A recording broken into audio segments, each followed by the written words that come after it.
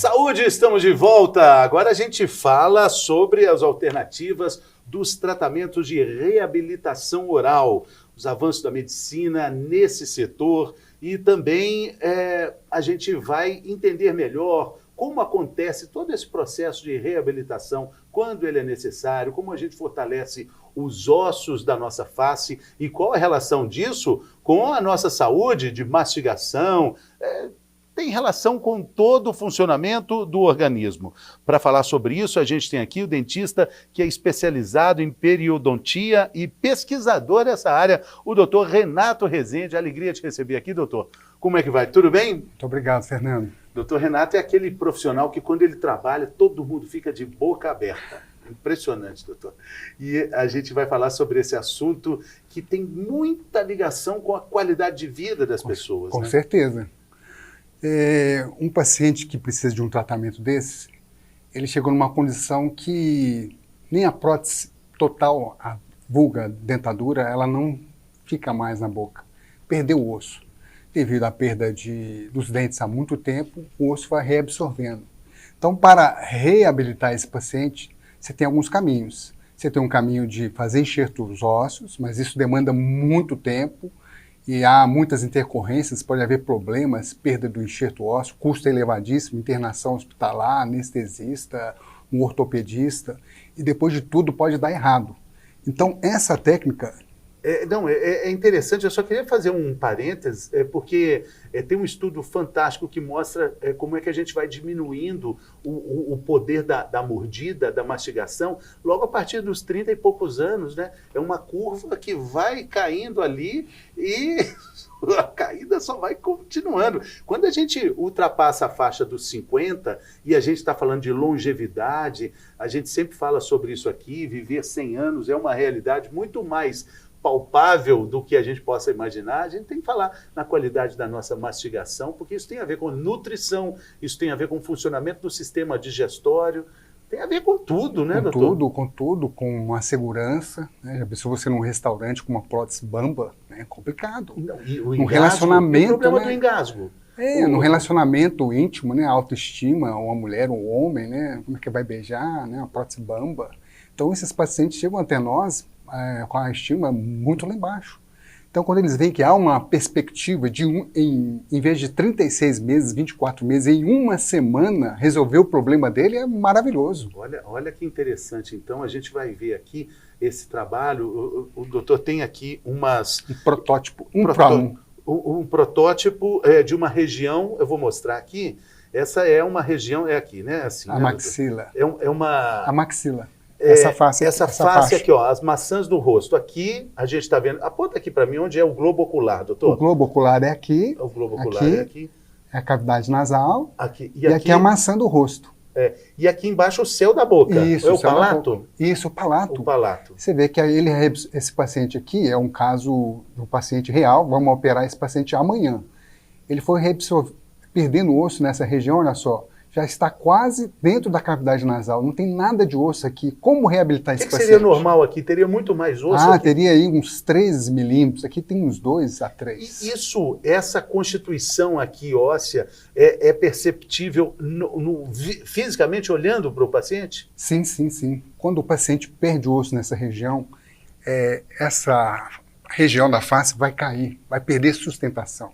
Há um envelhecimento precoce, a perda de mastigação, segurança na fala, no relacionamento. E o que acontece aqui, doutor? O que vai ser feito aqui? Como é que essa estrutura vai ser recondicionada? Olha, deixa eu só mostrar de novo aqui, então. Aqui é o palato, o céu, o famoso céu da boca. Essa aqui é a cavidade nasal, né? O globo ocular. Maçã do rosto, e a bilateral. E chamando a atenção para uma tênue faixinha óssea, que teria que ser pelo menos 3 ou 4 vezes maior do que isso aqui? Aqui deve ter uns 3 milímetros, deveria ter uns 13 milímetros aí, no mínimo, né? Nossa, 10 vezes, né, o tamanho disso aqui. Então, vamos lá, procedimento, qual seria? A questão, assim, é maravilhosa. Como você tem alguns caminhos para reabilitar esse paciente. A prótese sobre implante é como se fosse uma casa. Você não constrói uma casa sobre o pântano. Você precisa preparar o terreno. Então o osso é como se fosse o terreno adequado e os implantes são os alicerces. Então, nós estamos falando de um paciente que tem ali a necessidade de estruturar uma casa num terreno arenoso. Isso, às vezes é um terreno assim que não tem condições nenhuma de fazer uma casa ali, porque você não vai lançar uma casa num terreno inadequado. No caso de uma dentadura, ela ficaria ali flutuante. Sim, também. o paciente ele fica condenado a usar um fixador de prótese, né, a vulga corega, o fixodente, né? E, às vezes o custo da corega, da fixodente, se for somar ao longo do ano, é muito caro, né? E não dá uma condição adequada para esse paciente. Tá, mas essa cirurgia também não é barata. Olha, ela caiu bastante, né? E com o nosso projeto, com a nossa patente, a gente quer popularizar isso aí, tornar mais acessível aos pacientes e à população. Sim. Então isso é um ganho enorme para a sociedade. Doutor Renato, mostre aqui então como é que essa estrutura óssea comprometida pela vida, pelas circunstâncias. Que idade tem mais ou menos um paciente aqui assim, como esse que nós estamos mostrando aqui? Olha, um paciente desse pode variar. Às vezes você pega um paciente com 45 anos nessa condição. Ele perdeu os dentes com 14 anos. Às vezes ele tem 30 anos que não tem nenhum dente na parte superior. Então esse paciente, ao longo do tempo, ele vai perdendo esse osso. E quando ele chega numa condição de reabilitá-lo, né, não tem osso. E para fazer isso, Deus é muito sábio, a natureza é muito sábia. Na face, nós temos 3 pilares, que é o pilar zigomático, o pilar canino e o pilar pterigóide. Não precisa guardar esses nomes, mas você precisa saber que... Mostre aqui no rosto. Nós temos aqui ó, o pilar canino, são 2 pilares. O pilar zigomático... Mostra de novo, doutor, que agora que está mostrando aí. Ó. Ok. Vamos lá. Olha aqui para essa câmera da verdade, diga tudo, mostre tudo, vai. Nós temos aqui na nossa face 3 pilares principais, eles são duplos. Pilares caninos, onde o osso é denso e muito boa qualidade. Nós temos o pilar zigomático, que é um osso extremamente forte, sólido. E também lá atrás, que é representado aqui com o pilar pterigóide. Esse está atrás aqui, Isso. Esse está atrás aqui? Traz lá do terceiro molar, lá no fundo, você sei. não consegue apalpá-lo, né? Então, a natureza é muito sábia, né? E com o tempo chegou-se à conclusão que seria uma excelente regiões para ancoragem de implante, para lançar o nosso alicerce. É um terreno de boa qualidade. Então você lança os pilares, você lança o alicerce nessa região de osso de excelente qualidade. Interessante, porque a gente vê essas imagens, né, essa representação gráfica do que é um implante, a gente então imagina ali aquela estrutura aqui de baixo, o maxilar, aí a gente vê uma fixação de metal, cavando ali tal qual um poço petrolífero, e aí depois vem o dente, tudo bonitinho ali, isso numa situação normal. Mas um paciente assim não tem essa estrutura, ele não tem chão, não tem solo para fixar? É por isso que nós lançamos mão desses pilares da face, né? Para vocês terem uma ideia, esses pilares são tão fortes que há caso, né, de um paciente passar por uma situação de um assalto, por exemplo, e receber um tiro. Esse osso é tão forte que às vezes abala a loja nesse osso, de tão forte que é. Ou então ele sofre um acidente... vamos mostrar de novo, é esse osso aqui, ó. Esse, amassando o rosto. Osso aqui, ó. Ele sofre um acidente, em vez de quebrar esse osso ele rotaciona, mas não quebra, de tão forte que ele é. Então, nós lançamos mão dessas estruturas sólidas, que são os pilares caninos, o osso zigomático e pterigoideu aqui atrás, essas colunas, para exatamente nessas colunas colocar os implantes especiais. Eles são mais longos. Mas a graça da patente está nisso, né? Porque nós criamos um sistema que nós planejamos a colocação desses implantes que não é nada fácil, porque é um osso curvo, não é tão espesso, ele não tem tanta espessura. Então nós temos que mirar aqui e colocar esse implante nesse osso aqui, olha só. E como é que é isso? Como é que é colocado isso? Coloca aí para a gente ver. Olha, a maioria dos profissionais faz isso à mão livre, né? Coloca aí a estrutura e vamos mostrar aqui a estrutura já colocada, para a gente ver a firmeza que acontece. Primeiramente, o paciente é submetido a uma tomografia, então essa imagem tomográfica vai para um software, e nesse software ela é reconstituída na proporção de 1 para 1. ou seja, o que está aqui está lá no sistema. E depois, tamanho real, isso é o tamanho real. Tamanho real. Então nós planejamos o caso e operamos esse paciente virtualmente. Você pode operar 1, 2, 3, quantas vezes você quiser. Então você tem a certeza. Treina, é um treino. Você tem a certeza da posição exata desse implante. Mas aí como fazer isso para trazer para o mundo real? Aí que vem a guia. A guia nada mais é de uma transferência dessa posição digital para o mundo real. Então ela é impressa. Que material é esse? É uma resina especial. E é isso que vai para o osso também? Na verdade não. Na verdade ela é um apoio e ela é fixada aqui sem nenhum problema. Ela é fixada no osso do paciente, né? Esse paciente normalmente ele está sob sedação. Deixa eu... Ah, tá. Eu vou mostrar aqui agora, aqui, ó. Vou mostrar aqui, pessoal. Essa aqui, ó. Tá aqui, ó. Essa aqui está mais adaptada. É a do caso. Atenção. Aqui, ó. A adaptação é perfeita, não é? Aqui, ó. A gente está vendo aqui o céu da boca, né? Aqui de baixo. Vou esperar aqui para mostrar. É o céu da boca. Olha como ficou o céu da boca do paciente. Né? Toda a estrutura está feita aqui, mas o alicerce vem muito além do céu da boca. Aqui mostra aqui onde está a cavidade do olho, né? A cavidade ocular aqui, o globo ocular, aqui a fossa nasal, Sim. Aqui a maçã do rosto. É esse osso que é a nossa meta, o nosso alvo. Então, para mirar e acertar isso à mão livre é muito difícil. Por isso essa cirurgia é caríssima e poucos profissionais fazem. Qual que é a beleza desse projeto, dessa patente? É tornar essa cirurgia simplificada e abrir esse mercado para vários profissionais. Então, se você abre o acesso para vários profissionais, isso cai o preço. Então, maior parte da população vai ter acesso a essa técnica. Doutor, e ter a vida dela restaurada. Queria só saber aqui, eu queria pedir licença para mostrar aqui de novo, como é que é colocada essa estrutura? O paciente fica ali com a boca aberta e costura, abre tudo aqui no palato? Normalmente ele é feito com um anestesista. Que boa notícia, que é anestesia. Essa foi a melhor parte, né? Uma sedação. É geral? Não, às vezes não, a nível ambulatorial. Essa cirurgia, uma situação normal, ela deveria ser feita no âmbito hospitalar. Mas com essa técnica, uma cirurgia que dura 2, 3 horas, a gente consegue fazer em 1/3 do tempo. Olha que maravilha. Então é menos tempo de cadeira, é menos tempo de anestesista, não precisa ser internado. Então o custo é muito diferente do que era antes. Mas aí aí corta mesmo o céu da boca. Não, você tem que ter um acesso ali. Mas ali o paciente é submetido a uma sedação endovenosa, ele vai dormir, não vai perceber nada, não vai lembrar de nada.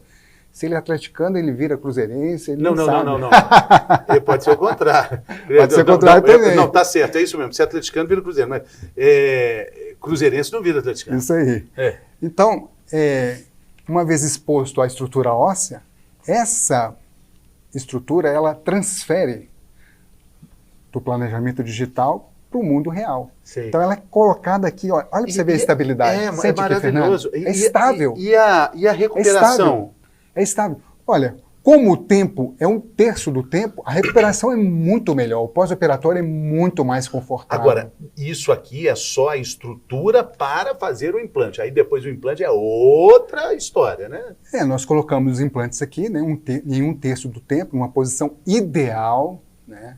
Então uma cirurgia de excelência que estava reduzida a poucos profissionais, agora ela se torna possível para vários profissionais e ganha a excelência. Né? Mas, doutor, eu falo na cirurgia. Essa cirurgia aí, que é dessa forma que o senhor está dizendo, reduz o tempo, reduz o custo, mas ela ainda não é a cirurgia que faz o implante. Sim, não. O implante já é feito nesse momento também? Já é feito aqui, ó. Nesses tubos aqui, olha, são introduzidas as brocas. E são 2 brocas apenas. Rapidinho. E na segunda broca, já se instala os implantes aqui na posição exata. Olha que fantástico. Então você faz isso aqui, uma cirurgia que dura 3 horas, às vezes dura, em 20 minutos você faz os 4 implantes, os 6 implantes. Então isso é fantástico. Muito bacana. Então agora, feitos os implantes, aí nós podemos vir com outra tecnologia, como vem ao caso aqui hoje, você vem e escaneia a boca do paciente, transfere a posição dos implantes para o computador, e ali nós construímos a prótese no mesmo dia. Olha que loucura. Viva a tecnologia, né? Agora, todo mundo pode, se a gente está falando aí de pessoas que perderam a estrutura óssea, com a estrutura óssea comprometida, então todo mundo pode fazer um implante? Com certeza, porque essa pessoa restou a ela esses pilares da face, que são os pilares caninos, os pilares zigomático e pterygoideu. Então, esses pilares, eles são suficientes, tem a quantidade suficiente para ancorar essa estrutura. E essa estrutura, uma vez ancorada, é uma ancoragem muito alta. Às vezes você tem um torque de 80 newtons, né? No implante convencional, às vezes você consegue 30 newtons. Nesse osso aqui, às vezes... O que é isso? Traduz isso pra gente. É como se você tivesse... Quando você vai pregar um quadro na parede, você tem que colocar um martelo ali, bater o martelo no parafuso, ou num prego, né? Normalmente a gente bate no dedo, né? Acontece muito. Acontece. Então você bate o martelo ali e aquele prego, ele tem que estar firme para suportar o quadro, não é isso mesmo? Essa é a estrutura do implante. Isso. Então o implante, ele vai ser colocado numa parede muito sólida. Então ele vai ficar muito firme. Então ele consegue ancorar um quadro muito pesado. Sim. Então isso é maravilhoso. Tipo, ele vai ser colocado numa parede de concreto, não numa parede daquela de tijolo à vista, de papel, drywall. De isopor, igual drywall. Então um paciente desse que tem uma estrutura aparentemente de papel, às vezes tem 1 milímetro de espessura óssea aqui. Mas nos pilares caninos nós temos o suficiente para ancorar esse implante, essa estrutura, e receber a prótese. E às vezes a prótese, o paciente já sai da cirurgia no mesmo dia, ou depois de 3 dias, já mastigando. Olha que maravilha. Então, isso que eu ia te perguntar, sobre a recuperação desse paciente. Como é que... Olha, numa cirurgia convencional, eu tenho que te falar que a recuperação, às vezes o paciente sofre um pouco mais, né? Porque são às vezes 2 horas de cirurgia, 3 horas de cirurgia. Mas com essa técnica, onde nós temos ali a posição exata dos implantes, você não tem que ficar olhando, medindo, porque você fazer uma cirurgia dessa, num osso de pouca estrutura, curvo, no ambiente ali, né, que você tem que ser rápido, não é fácil, né? Tem várias dimensões que você tem que calcular ali na hora, decidir na hora, né, no seu time cirúrgico. Então isso demanda muita expertise do profissional e muitos anos de experiência. Com essa técnica, essa curva de aprendizado, essa expertise, ela é reduzida em muito, porque você leva do seu planejamento virtual para a face do paciente, instala ali e... Doutor, e o paciente com lábio leporino que tem exatamente esse problema no palato, né? Isso é um fator de complicação para esse tipo de procedimento? Não, pelo contrário, né? Às vezes o paciente com lábio leporino, os implantes são muito utilizados para poder resolver problemas, né? De selar aquela região, né? Dar para ele uma condição, né, de então não é nenhum empecilho. Depende do grau, né? Depende do grau. Cada caso é um caso, cada paciente é um paciente, então tem que ser estudado. Por isso nós temos esse software, né? Que a gente traz a tomografia do paciente para dentro desse software, ali nós simulamos várias situações, nós sabemos o comprimento do implante, aonde ele tem que entrar, aonde ele vai terminar, então isso traz muita segurança para todos os envolvidos. A pessoa você fazer uma cirurgia dessa à mão livre? Sim. Poxa. Doutor, a gente tem aqui, doutor Renato Rezende, um quadro que se chama Mitos e Verdades, e a gente está falando de implante, e tem várias questões, né, relacionadas a isso. As pessoas acham que tal coisa é mais verdade ou não é verdade. Eu queria saber, dentro da sua visão de consultório, sua visão pessoal, eu falo a frase, você me diz se é mito ou verdade. Preparado? Preparado. Então vamos lá.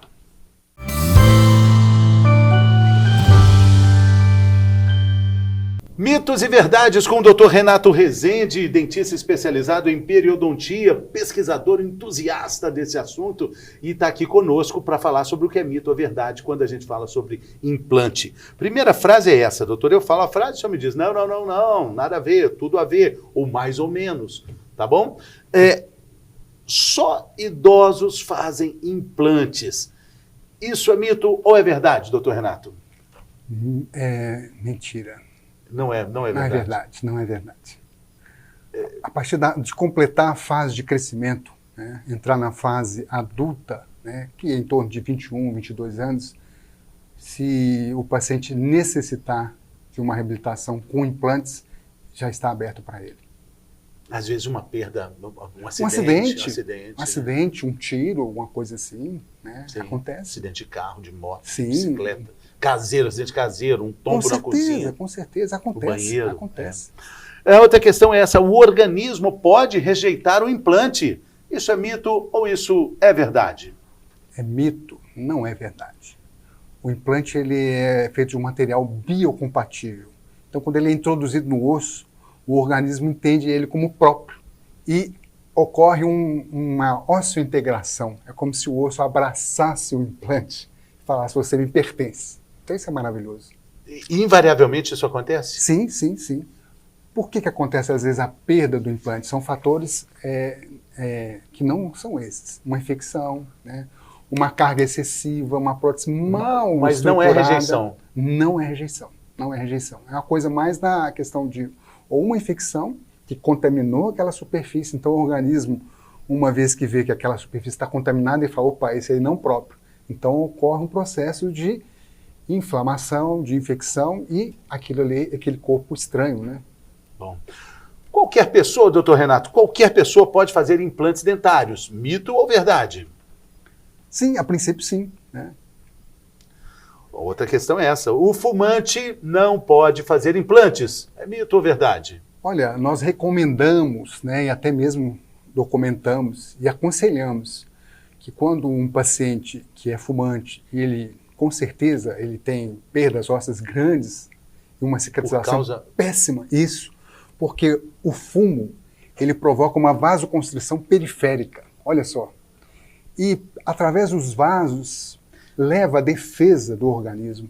Então, o fumante, ele não tem essa defesa, por causa da vasoconstrição periférica, desses vasos pequenininhos. Perde a sensibilidade, perde a ação, perde... Não, ele perde a defesa do organismo, sim, porque há uma vasoconstrição, então a defesa vem por meio do quê? Do sangue. Por causa de tanta fumaça que fica ali na boca, do fato mesmo de... Um paciente que é fumante inveterado, ele perde o paladar, ele não reconhece o sabor dos alimentos, ainda tem esse problema de agravar a questão da cicatrização. E a perda óssea nele é muito grande porque há uma vasoconstrição, ou seja, não há suprimento sanguíneo, não há vida chegando ali, então ocorre uma perda óssea, porque o osso ele precisa ser nutrido, né?